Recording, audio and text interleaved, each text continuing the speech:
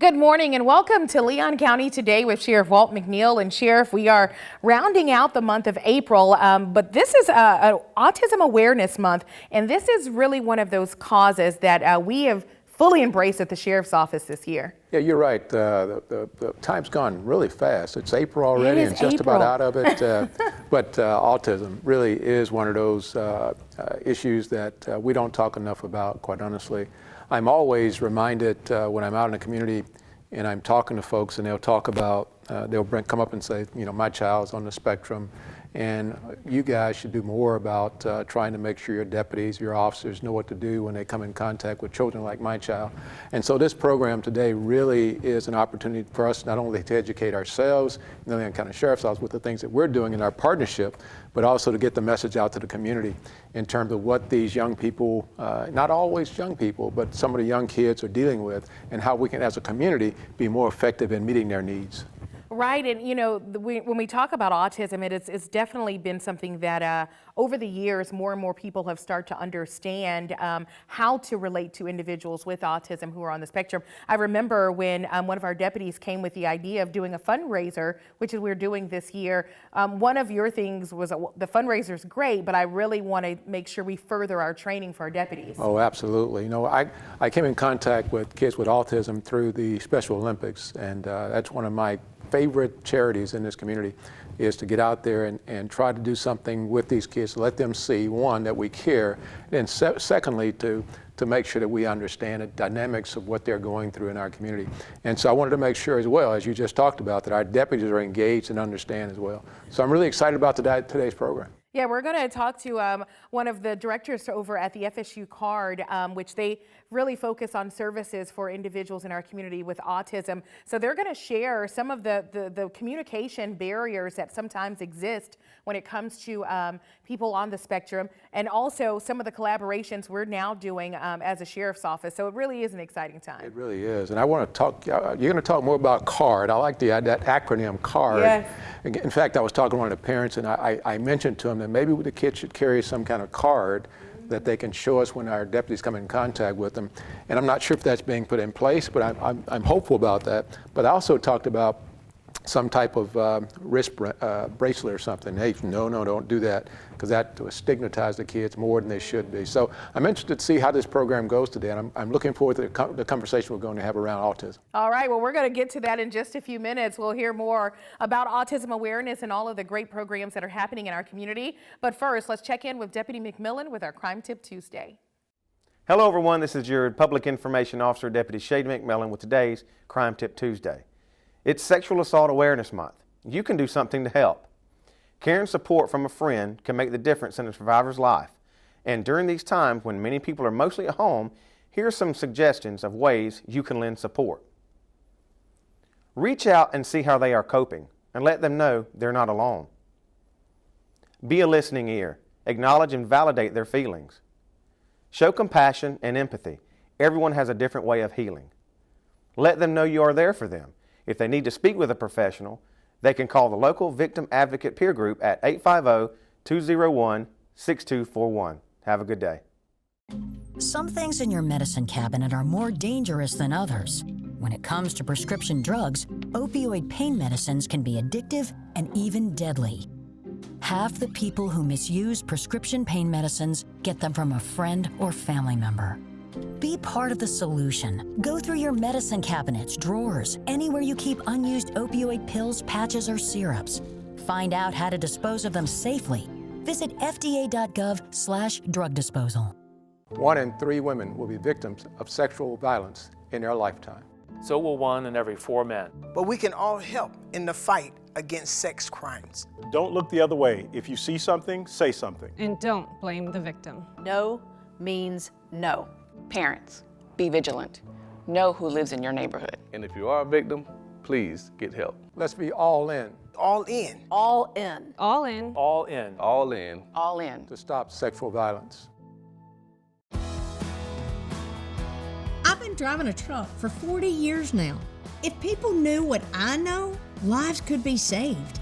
Like the trucks can't stop quickly. It takes my 80,000-pound truck 200 yards to come to a complete stop. So I always do my best to give a lot of cushion. It helps when other drivers realize that and do the same. Please give trucks the space we need so we can all stay safe. It's our roads, it's our safety. Joining me now is Kathy Zinko, Director for the FSU Center for Autism and Related Disabilities, also known as CARD. Kathy, this month is Autism Awareness Month. For those in our community who may not know exactly what that's all about, can you explain it to us? Sure. So autism is a name given to a neurological or neurodevelopmental disability that is known for about 3 clusters of symptoms. So somebody with autism is going to have trouble socially interacting, may have trouble communicating, and then also have the presence of restricted or repetitive behaviors or interests. Right. So that's the clinical definition. Autism affects all people, all ages. This is not something that you grow out of. So we have people who we serve in our community who are just been diagnosed very early, all the way up through adulthood. And it is definitely something that we are seeing a lot more of. We are so happy to be able to be here to talk about, tell the community what autism is, to get people more not only aware of what autism is, but also to be more accepting of those who have these differences. Now, you talked about the levels, are those called spectrums? Yes, sir. And so if there's a parent out there that has a child on the spectrum, what kind of advice would you be giving that parent that they think their kid might be on the spectrum?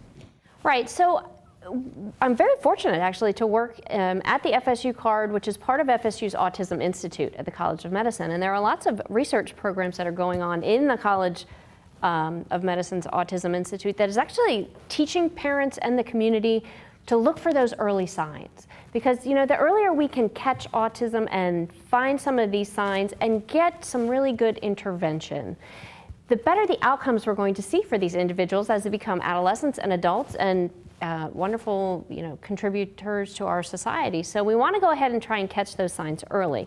So if you would go to one of our websites, which is called babynavigator.com, that is one of the research projects and websites that's been developed at the College of Medicine's Autism Institute for any parent who has a baby.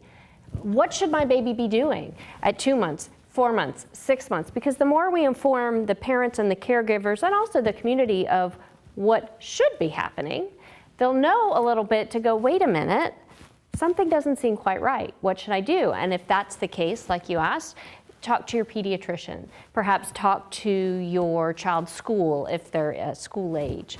Perhaps daycare. Are you seeing anything different? So we're really trying to get that information out to everybody so everybody can learn what to look for. Okay. Now, if there's a parent out there who sees that their child is having some difficulties, what, outside of you all at the center, what other programs or initiatives here in Leon County are there that the parents can look to? Absolutely, and it really kind of depends on the age. So if we catch them nice and early, like before 3, they can always get referred to Early Steps, which is a federal program that is in Leon County and actually all over Florida and the nation. It has different names in different states, but that is developed especially for people to get free intervention for those birth to 3 years. So let's say we're after 3 and we're having some suspicions. Leon County, you can go through the school district and the Fiddlers program called Child Find. So if you're worried about your child and they're over 3, that's who I would call, the Fiddlers Child Find program, where they do screenings. And if there is something that they find that is maybe a little bit behind, then they have the ability to utilize the Leon County Public Schools in the pre-K programs and go ahead and get some of those really good interventions started early. Now let's say we're beyond that and we're in school. You can always reach out to a school guidance counselor, share your concerns, saying, I think there might be something going on, and they can start an evaluation process. There are private providers in the area. You could go see a psychologist, a pediatrician, a neurologist. All of these different types of providers would be able to do an evaluation. Well, fantastic. Kathy, thank you so much for what you've done. I know that you've worked with my deputies out there. I'm looking forward to having a bigger discussion around what you taught them and what takeaways my deputies now can utilize when they're interacting with kids or people in our community that might have autism. So I'm really thankful for what you're doing, and we'll be right back. Thanks, Kathy, again. And we'll have more with Kathy after the break, including resources available at CARD and how the LCSO is all in for Autism Awareness.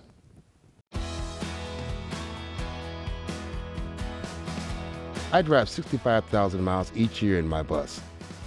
If people knew what I know, lives could be saved. You don't want to be in the blind spot of a 40,000-pound bus when I have less than a second to react. I do what I can by changing lanes or taking turns slowly. It really helps when people look out for me too. Give me room to operate safely. It's our roads, it's our safety.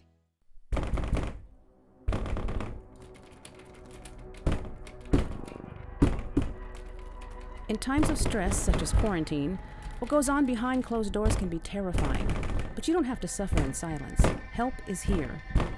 Love is not controlling. Love is not frightening. And love is not violent. Love is respect.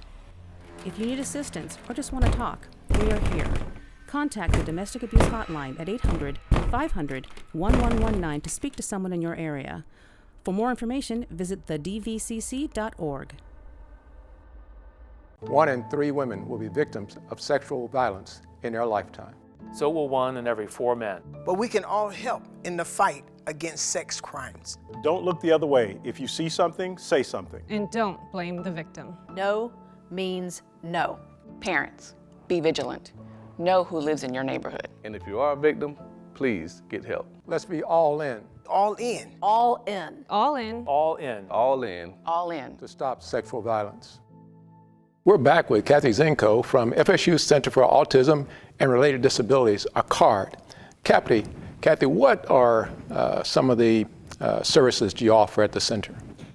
Thanks for asking. That's a great question. So we are actually, Florida is so lucky to have CARD centers. We have 7 CARD centers throughout the state of Florida. We were put in statute back in 1993, forward thinking that we needed regional autism centers. Now we didn't have 7 back then, but now we have 7. And all of us have the same 4-part mission where we do individual assistance with people with autism and their families. We'll do technical assistance where we're working with the communities around us to kind of learn some best practices. We do public awareness, this is what this interview would be considered, to share information about autism with the community and about CARD, and training, which is what we also got to do as part of our training with the school resource officers. Everything that we do is free of charge to the public. We are funded by the Florida legislature. And so one of the things we don't do, and people think we do, is we're not allowed to do evaluations. So that is one of the misconceptions about CARD, that's something we're not allowed per our statute to do evaluations, but we are there after the evaluation to kind of help be the team captain. What do you need? We can provide resources and referrals and talk about, can we work with the school teams or help somebody find a job? So we're kind of there as the resource and referral center after the diagnosis. So you have 7, are those affiliated with FSU? No, good question. No, there are 7 CARD centers throughout the state of Florida, each of which is associated with the university in the geographical area, so that every county in Florida has a regional CARD center. Okay. Well, we are so happy we've kicked off Autism Week month here with the Leon County Sheriff's Office, and I know that you've gone out there and you've done a lot of things with our staff. Exactly what did you teach our school resource deputies? Well, first of all, I want to thank you for the opportunity to have a room full of our school resource officers is just a dream come true for us to be able to just share that information. We talked a lot about, the title of it was Autism Spectrum Disorder in Law Enforcement, Recognition and Response. So it was kind of a 2-part, like let's understand what autism is and what you might see, and then when you see something, what do you do to interact to be helpful and not make things, maybe more challenging. So we talked a lot about, what does it mean for somebody, not just the symptoms of autism, but, I had a room full of people who are in the schools. So one, they have the advantage of maybe knowing that the students there have autism, as opposed to just walking around in the community being a law enforcement officer. So we talked a lot about that and to utilize those resources that are at their fingertips. Talk with the guidance counselors and the teachers, get to know the students ahead of time. have positive interactions so that you guys, when you see the, the school resource officer coming, it's seen as, oh, this is a friend, this is an ally, this is somebody I can go to when I'm having trouble, rather than the opposite of I only see the school resource officer when I'm in trouble. So we talked a lot about that and building rapport, understanding kind of how kids and adults with autism think, and therefore that helps you understand how to best approach. Yeah, I'm very concerned and want to make sure that law enforcement across our country, not only here in Leon County, are focused on autism. We talked about, Sean and I talked about this program that they suggested we do, which is called Make Sure That Every Person with Autism Has a Card. Is that being done anywhere in the state or around the country? It is actually. So, one of our, some of our colleagues down in South Florida, in the Miami-Dade area, they have gotten together and made something called the Wallet Card, which is free for anybody. The website is justdigit.org. There's some beautiful resources on that website, one of which is the Wallet Card, which you can go and download, and people fill it in. So it has all their information. It says, I have autism. As we mentioned earlier, autism is a spectrum, so it gives them an opportunity to kind of share how their autism may come across. I may have trouble communicating, I may flap my hands, I may pace when I'm nervous, these type of things. So it's really good to have that filled out ahead of time so that in the event that they do have an encounter with law enforcement or something happens in the community, they have that wallet card on their person so that they can share that information. All right. Last question here. We've got about 30 seconds or so. Okay. What would you say to how important this is to the community, getting this message out? Well, obviously this has been my life, working with individuals with autism, so it's very important to me, but what I would like the community to know is we have resources at our fingertips now. Learn a little bit about what it is, what it means to have autism. How can I interact with somebody with autism successfully? How can I make my environment more inclusive to include everybody? Thank you, Kathy. And if you'd like to purchase this commemorative LCSO patch benefiting CARD at FSU, log on to our website for more information. Just ahead, part 2 in our series on fingerprinting technology. Stay tuned.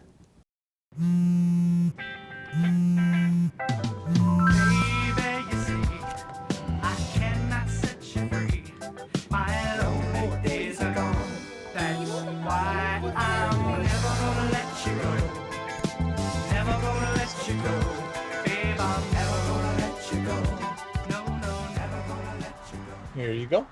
Thank you. Thank you.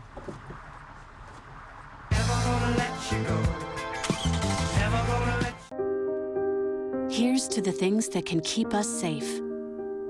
Those we use all the time with hardly a thought. Those that are silently standing by to save our lives. And now, those that we carry with us everywhere we go. Many mobile devices will now bring you wireless emergency alerts, real-time information directly from local sources you know and trust. With the unique sound and vibration, you'll be in the know, wherever you are. Why? Why do we ignore the things that give us pause, that seem out of place, that don't feel right? The answer to why defines who we are. So if you see something, why do you say something? I see safe for my friends. For my community. For my family. For each other. Because all of this matters. We all have something worth protecting. So why do you see safe? Report suspicious activity to local authorities. If you see something, say something. I'm Andrew Saul, Commissioner of Social Security. Beware of telephone scammers pretending to be government employees. Real Social Security employees will never threaten you. Callers threatening you with arrest or other legal action and demanding money are not from us.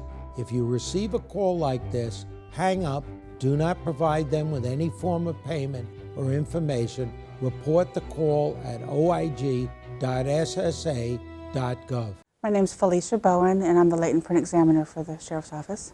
My primary job is to compare and identify latent prints left at crime scenes or on any type of object that may be processed for latent prints. My job as a latent examiner is not really just to identify a suspect somewhere or if a suspect touched something. I look at all prints at all crime scenes or any objects and to identify a particular person of who that print belongs to. It may be the suspect, it could be the victim, or it could be somebody else that was supposed to be there or supposed to touch that object. So my job as a latent print examiner is not to find out why that person did that. That's left up to the investigators. My job is just to identify all prints. We get latent prints that are dropped from the deputies and from the detectives if they were to process evidence. So I have to look at them to evaluate to see if they're of sufficient quality to be able to be identified to somebody. There's actually 3 different patterns. There's arches, loops, and whorls. The ridges are actually raised from the finger, and inside those ridges are actually individual detail, which makes it unique to each individual. So this would be like a latent print. This is left at a crime scene, kind of like on TV when you see the crime scene, people come out there and they dust with the black powder. They actually lift the latent prints. So I get the cards like this and I have to look at them with my magnifying glass and look for those individual characteristics to see if that actual print could be identified to somebody. Of course, write a report. If it is of sufficient quality, we have different tools that we can use, one of them being AFIS, which stands for Automated Fingerprint Identification System, where I can actually take a picture of this latent print and search it in a database against millions of different prints to see if I can possibly maybe identify it to somebody. A lot of people will watch CSI on TV and they think that it's like that in the real world, and it's not.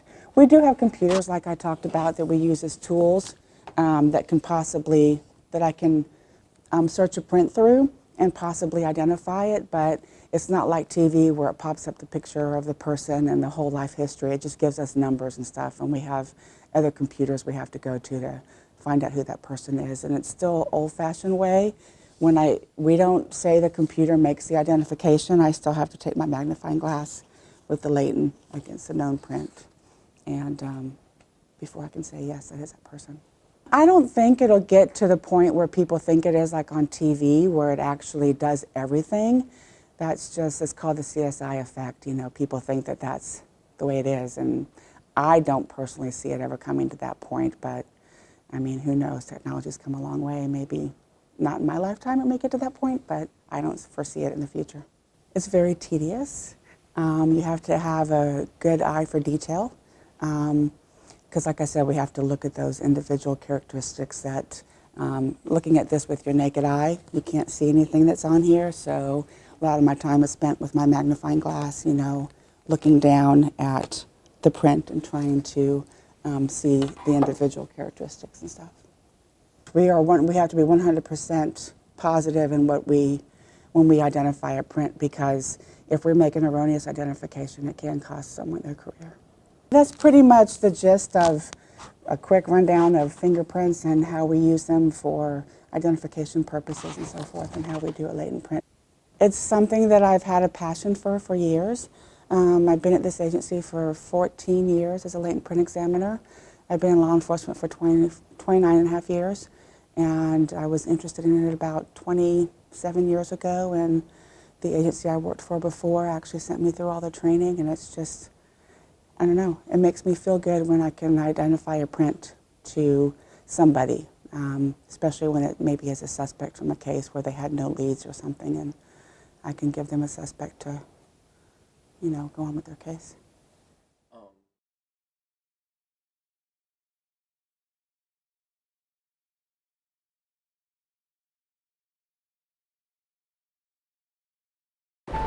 Natural disasters are a fact of life in the U.S. And between activities and school, chances are you won't be with your kids when they happen. Will they know what to do? Ready.gov/kids can help your children feel prepared, not scared. So talk with your family today. 1 in 3 women will be victims of sexual violence in their lifetime.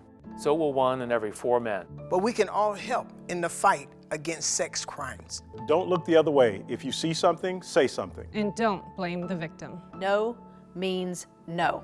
Parents, be vigilant. Know who lives in your neighborhood. And if you are a victim, please get help. Let's be all in. All in. All in. All in. All in. All in. All in. To stop sexual violence. What do you think you're doing, Kevin? Was just gonna drive home. There are several warning signs present that you shouldn't be driving. Like hearing voices? Like your text-to-emoji ratio? Oh man, the selfies. Selfie, nailed it. We all have warning signs that let us know that we're probably not okay to drive. Mine is pretending to be your subconscious. Greg, come on man, let's put a ride home.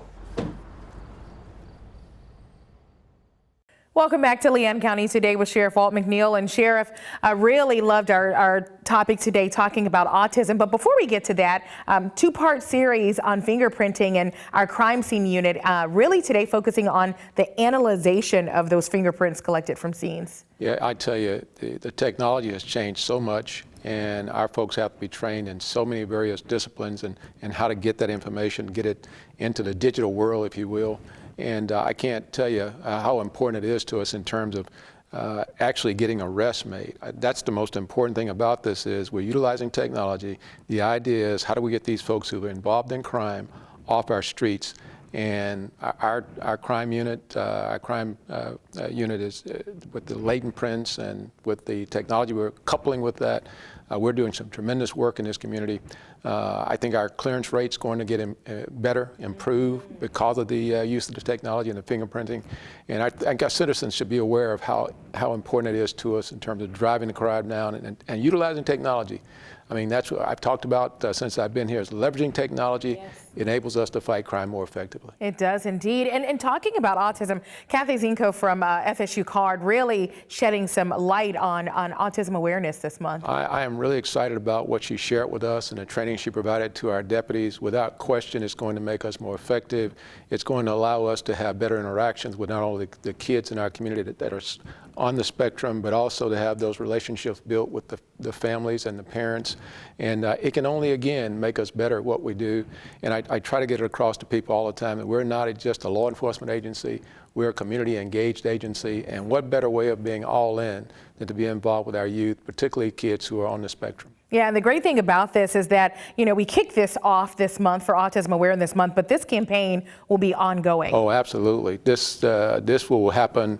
Hopefully we don't see it a lot, but when we have the circumstances that occur out there, we have a child or an adult who's on the spectrum, we're getting better at identifying and then having those interactions so that they don't go in the wrong direction. We always want those to be positive interactions, and what FSU's helped us with, that center's helped us with today, is to get us closer to being better and just to be an outstanding agency as it relates to dealing with our citizens out there. Absolutely. All right, thank you, Sheriff. Thank you. For another episode of Leon County Today, be sure to tune in next week for another episode.